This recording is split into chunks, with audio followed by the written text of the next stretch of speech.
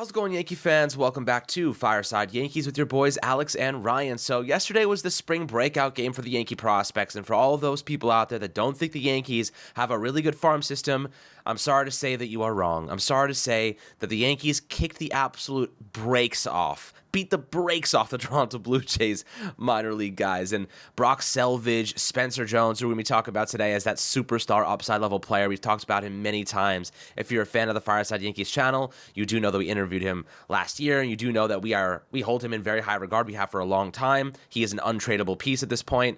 And what he did yesterday gave us all the validation we need to say, that dude is going to be a very good freaking player, and he's going to be in the MLB by 2025 at the very latest. He hit a 427-foot homer yesterday to dead center field. The dude was just lighting it up. He showed everyone why he could be the number one prospect in baseball this upcoming year if he keeps going at this pace. He's 22 years old. He's got all the upside in the world. He has barely whiffed this spring. We're super excited to break him down, Ryan. What are you thinking about Spencer Jones right now? I mean, obviously all good things, but is there anything that's you've kind of seen that's made you think, well, now I think the validation is here. This guy could be something truly special. Yeah, so the first thing I want to say is, it's an awful day to be a Yankee farm hater. It was a very bad day if you don't like the Yankees farm system, if you think they're bad, if you think they're overhyped, if you think people talk too highly about them, if you think the Yankees, they don't have good hitting development, if you think they're all bums down there, it was an awful day to be you. Because as you mentioned, the Yankees they went to town. 12 hits to 4 strikeouts. Are you kidding me? They struck out 13 Toronto Blue Jays and just walked 3. That's an unbelievable ratio.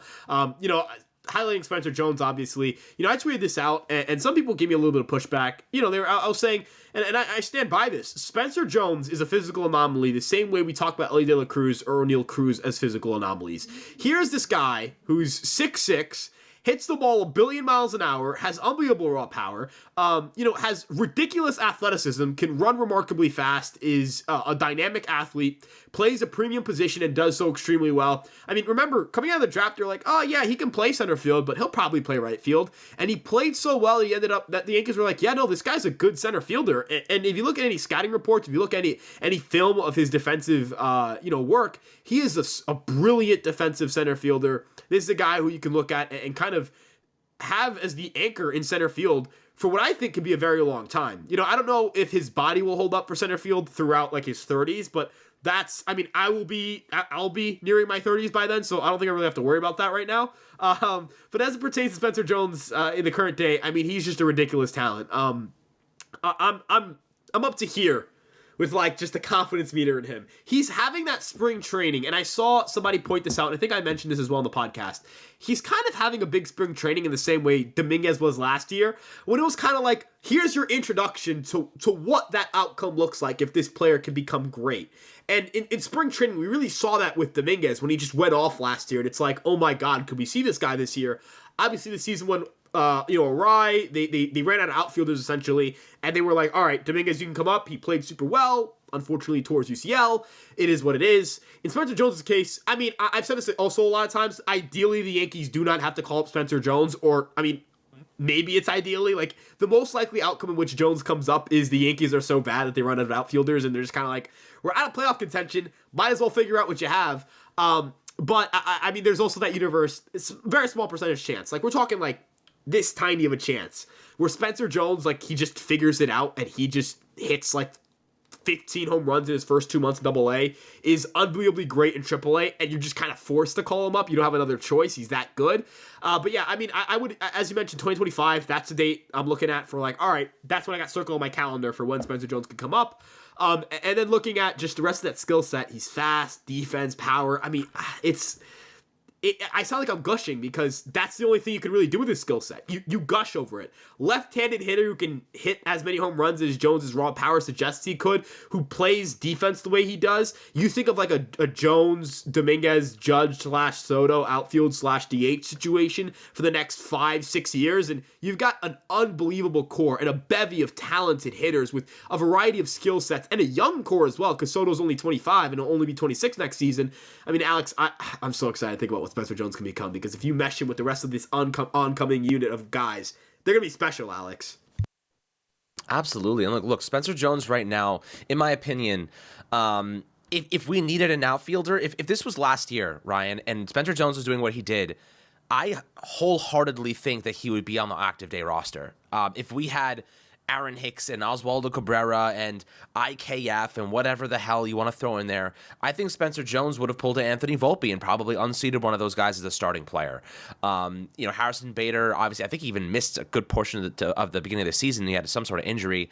I think they might have even pulled him up. If this was last year and Jones is doing what he's doing now, there might have been a realistic chance for him to make this team. Right now, of course, you have Juan Soto, you got Judge, and you have Trent Grisham, and you have Alex Verdugo, and there's no need for Jones to be rushed into a scenario where he has to play every day. I'm really excited to see him get a full year of minor league experience playing at this level. He's going up again. I mean, look, you just watched what he did yesterday against the Blue Jays, right? You watched, he dominated. Like, it wasn't even competitive. He was seeing the pitch as if he knew it was coming, where it was going to go. His swing, his fundamentals, people call him the lefty Aaron Judge. His fundamentals and technique look pretty similar. They're not exactly similar. It looks like the Yankees are actually training him to look like it. So it was definitely interesting, but I'm definitely interested to see how they continue his development as he probably goes through this next year. I'll ask you this, Ryan. Do you think he starts in AAA, or do you think he goes back to AA this year? I think it's AA. I'd be very stunned if he ended up in AAA to start the year. Obviously, I'd be stunned if he didn't end the year in AAA. That would be like, oh, what happened here? Like, something would have to go wrong, in my opinion. Whether it's injury, not progressing the way you hoped he would. Ultimately, I just look at a guy like Spencer Jones and think, I love the excitement. I'm excited. But I also want to be cautiously optimistic. And I know people hate when people use that word, but that's the right course of action. You always have to look at everything from a standpoint of going to be cautiously optimistic. In an ideal world, Spencer Jones is going to be up in 2025. But I also acknowledge that he probably is going to struggle when he first comes up. Look at, I compared him to O'Neal Cruz and Ellie De La Cruz. These are guys who, in their first years, were just not very good. Like, they just didn't really hit. Like, they couldn't really figure it out with the bat. Because they have a lot of things they have to work out. Look at Aaron Judge. He was downright atrocious when he first came up. In 2016, it was awful, right? Like, legitimately terrible. I think Jones is going to come up in 2025. He'll be like really bad for a little bit. Maybe he'll take an off season. Maybe he'll just take the duration of the regular season for him to figure it out. But, I'm going to put this on record now, because when it's 2025 and it's, July 28th and somebody's calling Spencer Jones a bust, Spencer Jones will not have a great rookie year. Offensively, at least. I don't know about defense and base running, but offensively, he'll really struggle. And when he does, a lot of people are going to be like, oh, he's not that good. He's not that good. He's not that good. And then I'll tell you guys the same thing I'm saying right now. 2026, 2027, you're going to see those skill progressions, the fine tools really start to click, and then you'll see him really become a monster. Because, again, the potential is enormous. The upside's enormous. There are just a lot of moving parts because he's a bigger guy. I'm very excited to see what Spencer Jones does. And, of course, I think it'll start on AA, end in AAA.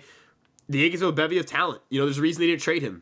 Corbin Burnes was out there and available. And I told you this, I would have rather traded Jones for Burnes than Cease. I still stand by that. I'm not saying I would have traded Jones for Burnes, but like if given the choice to trade for one of the two, and I had to trade Jones, and I didn't have a choice but to trade for Burnes or Cease, I would trade it. I'd rather do it for Burnes. I never really got the idea, the fascination with trading Spencer Jones plus more for Dylan Cease. Personally speaking, I've never, like, and Alex, you've been here for this. I've never thought Dylan Cease was that guy. Like, I've never looked at Dylan Cease over the last year and went to myself or went on this podcast and say, yeah, he's that guy, guys. He changes everything. He's the ace. I mean, he's like Garrett Cole. He's Garrett Cole mini. He's this or that. I said that about Corbin Burnes. I said that about Zach Wheeler before he got extended. Those are difference makers. I go to the postseason. I give them the ball. I sound like a boomer right now, but I don't really care. I do genuinely believe this about those guys and not Dylan Cease. I give them the ball, they give me 6-7 innings, they shut out the other team, the Yankees are up 2-0 in the series because, of course, Garrett Cole pitches a gem in Game 1. I don't feel that way about Dylan Cease. I feel like, maybe I'll get 5 innings out of him today. He might get knocked down in the 4th, So I didn't want to trade Spencer Jones to Dylan Cease. That's no knock on the Padres, no knock on the White Sox, no knock on Dylan Cease. He's a good pitcher, but I'm fine. I'm very, very okay with not trading Dylan Cease for that. So, trading Spencer Jones for that. So, the Yankees seem to be locked into keeping Jones. They're going to keep Jones, in my opinion. They're not going to trade him. I think they know that they have a lot of talent here, and they're kind of too far in to kind of give up now. It looks good. Everything looks good. So, again, 2025, that's the target date for him to come up, and then give him about a year or two at the major league level, and then I think he'll figure that stuff out. Yeah, absolutely. I mean, listen, there's a reason that Jones should be an untouchable. You mentioned Dylan Cease. You mentioned why the Yankees have decided, yeah, we're just not moving him. And keep in mind, they were keen on not moving him before he just did this in spring, right? Before we saw him dominate, before he just hit 2 homers in the spring breakout game. They were like, no, we're not trading this guy. You got tools like this. You got athletic profile like this. He runs like he's Anthony Volpe's side. You know what I mean? He has the athletic profile of Anthony Volpe, but he has the size of Aaron Judge. That's very unique. You don't stumble upon guys with that type of physical quality. But not just that, Ryan. It's not just the physical, tangible traits. He's just a genuinely good guy. You know what I mean? Like, we interviewed him. You see his comments. He's got that, like, face of the franchise kind of look. And look, Aaron Judge one day is going to become a player that falls off. He's 31, almost 32 years old. Eventually, and I don't think it's going to be very soon, but Judge is going to start to hit a wall, let's say in 5 years. And in 5 years, right now, how old Spencer Jones is going to be? 27. And Spencer Jones is going to be playing for the Yankees by that time for quite a long time. And in 5 years, you know how old Juan Soto is going to be? 30. So imagine a team that still has Judge, even if he's DHing at a high level. You have Soto and Spencer Jones and Aaron Judge, three of the best offensive players the game has to offer. Prospectively, we don't know if Jones is going to become that, but we do have a reason to believe he could be that good. But let's not forget about his defensive value, right? The Yankees have had him closely watching film on Kevin Kiermaier. He has the range. He's got the instincts. He's got the mental aptitude. He's got it all. Like, he's got all the traits, all the tools, everything you want in a player. He is made up of these tangibles qualities. That makes me really excited. It's just about getting him to. It's almost like, if your car can go 0 to 60 in 3 seconds, but you never really push it there. You never really have a situation where your car has to be going that fast. Maybe you're on the German Autobahn. You're like, finally, I can let this thing rip. I mean, that's kind of like Spencer Jones right now. Like, they haven't really got him into a spot right now. Spring training was kind of like putting him in on the Autobahn, putting him on the racetrack and saying, let it rip, man. Use all the tools. Show us what you got. Put it into the final gear. Let's see what you can do. And he just went onto the Autobahn and smoked everyone. He just went onto the racetrack and smoked every other car alongside him. Every other, the other RAV4s next to him, making it look like a crappy car. And he's the Ferrari here. And it's like, nice to see. It's nice to see you put him on the racetrack and he's starting to showcase how fast he is, how great he is, the gears that are there that you didn't know he had before, using that turbo engine.